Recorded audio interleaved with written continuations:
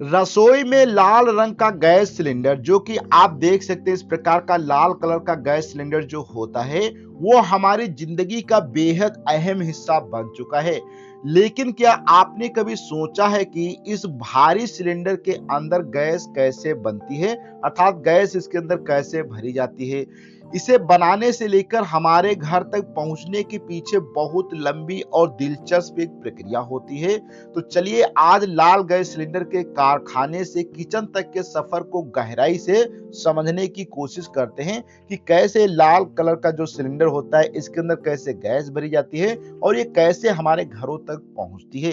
तो सबसे पहले यहाँ पे बात करते हैं कि आज की वीडियो में हम कौन कौन से टॉपिक कवर करने वाले हैं। तो आज की वीडियो में एलपीजी के पूरे सफर को कुछ अहम पड़ाव में हम जानेंगे। देखो सबसे पहले तो हम देखेंगे कि एलपीजी गैस आखिर क्या होती है और इसका विज्ञान क्या होता है।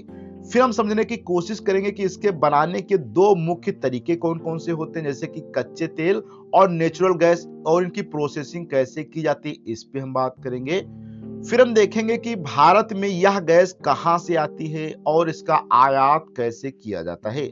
फिर हम समझने की कोशिश करेंगे अंत में कि रिफाइनरी से लेकर हमारे घर तक की 4 स्टेप डिलीवरी चेन को समझने की कोशिश करेंगे, अर्थात इस गैस का कैसे निर्माण होता है उसको हम समझेंगे। निर्माण के बाद फिर इसका कैसे ट्रांसपोर्ट किया जाता है, अर्थात दूसरे देशों से कैसे मंगाई जाती है, और कैसे इसका रिफाइन किया जाता है और कैसे हमारे घरों तक आती है। इन सभी चीजों को डिटेल से यहाँ पे हम समझने की कोशिश करेंगे। तो सबसे पहले बात करते हैं कि एलपीजी गैस जो कि सिलेंडर के अंदर फिल होती है ये एक्चुअल में होती कैसी है। देखो अगर बात किया जाए इसके नाम की, तो एलपीजी जो गैस होता है इसका पूरा नाम होता है लिक्विफाइड पेट्रोलियम गैस, जो मुख्य रूप से दो गैसों का क्या होती है, मिश्रण होती है। कौन कौन सी गैस इसमें होती है, तो एक गैस इसके अंदर प्रोपेन पाई जाती है और दूसरी गैस इसमें जो होती है ब्यूटेन शामिल होती है।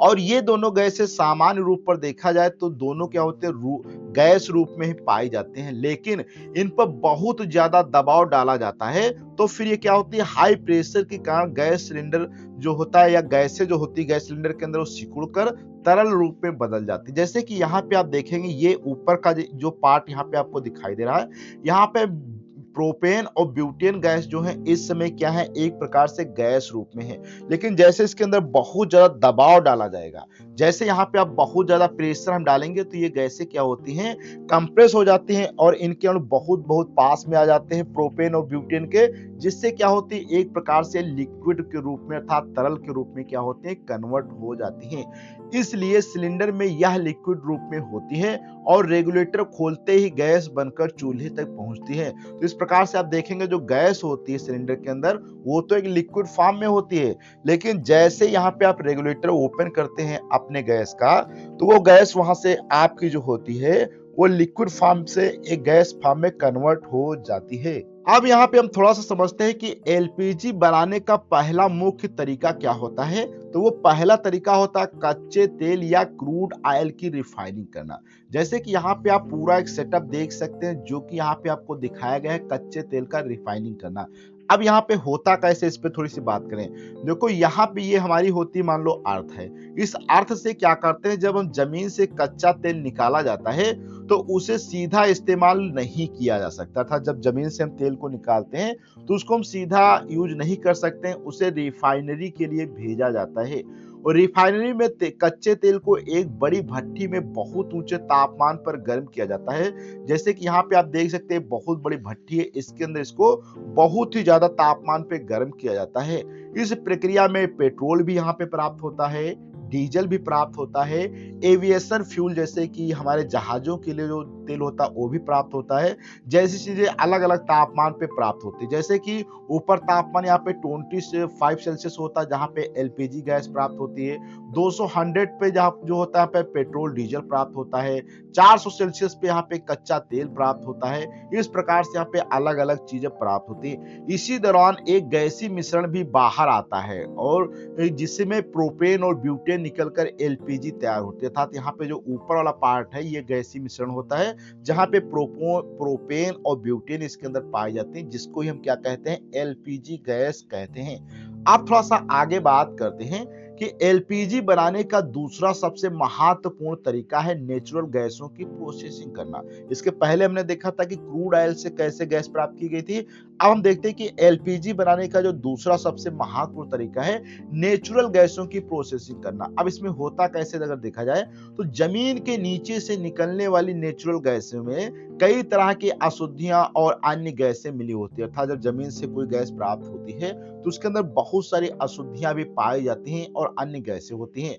तो गैस प्रोसेसिंग प्लांट में इसे कच्चे मिश्रण को, या जो यहाँ पे हमें अर्थ से सीधे गैस से प्राप्त हुई थी, इसे हम कच्चा मिश्रण कहते हैं। इस कच्चे मिश्रण को अलग अलग जटिल फिल्टरिंग चरणों से गुजारा जाता है, बहुत सारे अलग अलग फिल्टर की सहायता से इसे गुजारा जाता है। और यहाँ पे प्रोपेन और ब्यूटेन के को बाकी अशुद्ध गैसों से पूरी तरह से अलग किया जाता है। और इसके अंदर जो गैसें अलग होती हैं, जैसे कि प्रोपेन ब्यूटेन को छोड़कर उन गैसों को अलग कर दिया जाता है। तो अंत में इन अलग की गई शुद्ध गैसों पर हाई प्रेशर डालकर इन्हें लिक्विड में बदल दिया जाता है। अर्थात पहले गैसों में जितनी अलग अलग गैसें होती उपलब्ध प्रोपेन और ब्यूटेन के अलावा, उन सभी को अलग किया जाता है। उसके बाद जब लास्ट में प्रोपेन और ब्यूटेन जब गैसें बचती हैं, उनको पूरा लिक्विफाइड करके एक जगह स्टोर कर लिया जाता है। अब हम देखते हैं कि भारत में एलपीजी मुख्य रूप से दो जगहों से आती है। कौन कौन सी जगह? तो एक तो होता है घरेलू उत्पादन और दूसरा होता है विदेशी व्यापार। अर्थात घरों के अंदर जो गैस हम बना लेते हैं अपने देश के अंदर, वो तो हमारे घरेलू उत्पादन हो गया। और दूसरा तरीका होता है जो हम व्यापार करते हैं, विदेशों से मंगाते हैं, जैसे कि सऊदी अरब हमारा हो जाएगा, यूएई हो जाएगा, कतर हो जाएगा। यहाँ से गैसें आती हैं। ये गुजरात के यहाँ पे गुजरात पे आते, मुंबई हाई इलाके पे या असम इधर पे यहाँ पे मंगाई जाती हैं। तो इस प्रकार से जहाज आते हैं, यहाँ पे गैस आती है। तो घरेलू उत्पादन के लिए गुजरात का जामनगर, मुंबई हाई और असम क्षेत्र जैसे क्षेत्रों में बड़ी रिफाइनरियां मौजूद हैं। लेकिन भारत में गैस की मांग इतनी अधिक है कि केवल देश के उत्पादन से काम नहीं चल पाता है।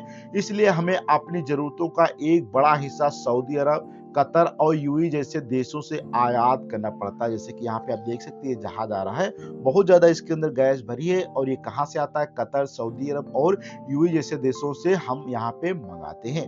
विदेशों से यह तरल लिक्विड जो होता है, या तरल गैस बड़े बड़े विशेष समुद्री जहाजों में भरकर भारत के बंदरगाह तक पहुंचाई जाती हैं। आप थोड़ा सा बात करते हैं कि गैस तैयार होने या विदेश से आने के बाद इसका आपके घर तक पहुंचने का 4 चरणों में पूरा होता है। अर्थात यहाँ पे कई चरण होते हैं, तभी ये गैस हमारे घरों तक पहुंचती है।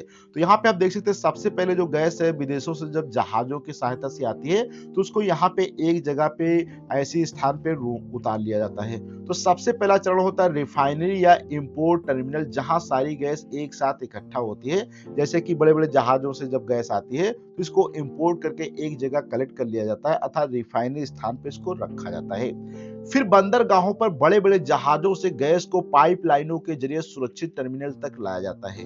फिर क्या होते हैं, जो बड़े बड़े जहाज होते हैं वो टर्मिनल तक यहाँ से लाया जाता है। यहाँ इस तरल गैस को विशालकाय और बेहद सुरक्षित गोलाकार स्टोरेज टैंकों में जमा कर दिया जाता है, जो कि यहाँ पे आप देख सकते हैं बड़े बड़े टैंकों के अंदर जमा किया गया है। इन टैंकों का तापमान और प्रेशर हमेशा कंट्रोल में रखा जाता है, ताकि कोई भी हादसा ना हो सके। और यहाँ पे ये भी बहुत ज्यादा इंपॉर्टेंट होता है कि कितना तापमान रहेगा, कितना यहाँ पे प्रेशर रहेगा, क्योंकि हम जानते हैं कि यहाँ पे जो भी पेट्रोलियम गैस वगैरह आ रही है बहुत ही ज्वलनशील और खतरनाक होती है, इसलिए इनको कंट्रोल भी काफी ज्यादा यहाँ पे रखा जाता है। अब हम बात करते हैं सप्लाई चेन का दूसरा और सबसे अहम चरण, बॉटलिंग प्लांट, जहां सिलेंडर को गैस से भरा जाता है।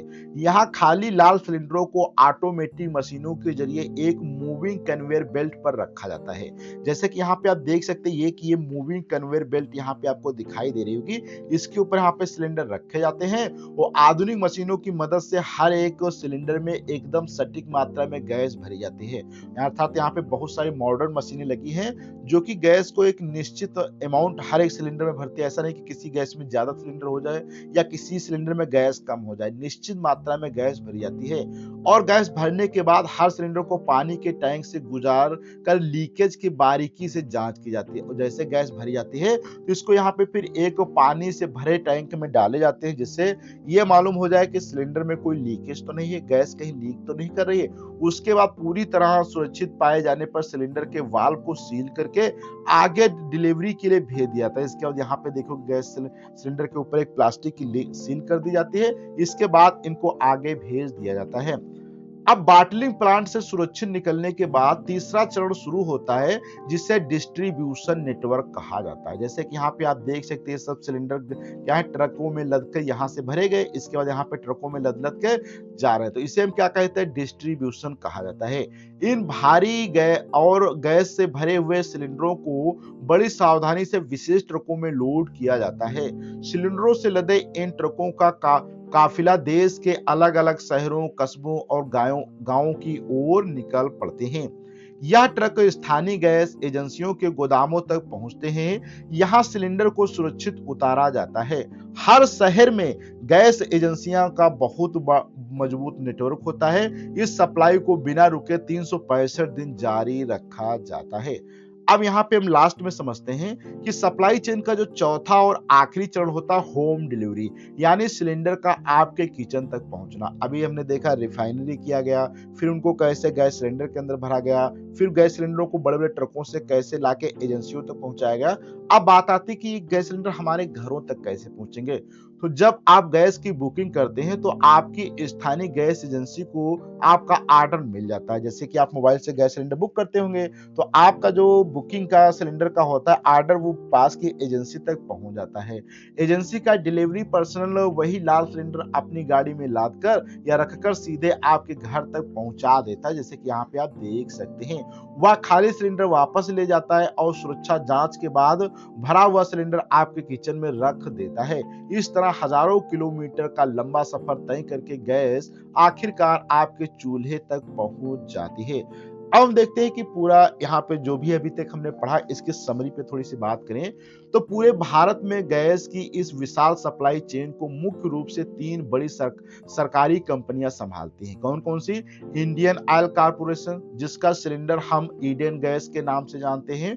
दूसरी कंपनी भारत पेट्रोलियम गैस, जिससे हम भारत गैस के नाम से जानते हैं। और तीसरा हिंदुस्तान पेट्रोलियम, जिसका लाल सिलेंडर पर एचपी लिखा होता है। ये तीनों कंपनियां मिलकर भारत के करोड़ों घरों में हर दिन साफ और सुरक्षित ईंधन पहुंचाती हैं। था तीन प्रकार के, एक इंडियन गैस होता है, एक भारत गैस होता है और एचपी। इस प्रकार से तीन जो गैस एजेंसियां हैं भारत की, ये हमारे पूरे घरों के अंदर गैस पहुंच जाती हैं। अब यहाँ पे बात करते हैं सप्लाई चेन डिलीवरी। संक्षेप में कहे तो यह साधारण सा दिखने वाला सिलेंडर असल में एक बहुत लंबी और जटिल प्रक्रिया का नतीजा होता है। रिफाइनरी, बॉटलिंग प्लांट और गैस एजेंसी से होता हुआ आज हमारी ऊर्जा का सबसे विश्वसनीय साधन है। लेकिन यह सोचना भी दिलचस्प है कि क्या भविष्य में ऊर्जा की नई तकनीकें जैसे पीएनजी इसकी जगह ले लेंगी। आप इस वीडियो को किस शहर या गांव से देख रहे हैं, आपको अपना कमेंट बॉक्स में जरूर फीडबैक देना है। और ये वीडियो अगर अच्छा लगा हो तो लाइक करें, अपने दोस्तों को शेयर करें। और यदि अभी तक आपने चैनल को सब्सक्राइब नहीं किया तो प्लीज सब्सक्राइब करें, क्योंकि यहाँ पे आपको ऐसे ही इंफॉर्मेटिव वीडियो मिलते रहेंगे।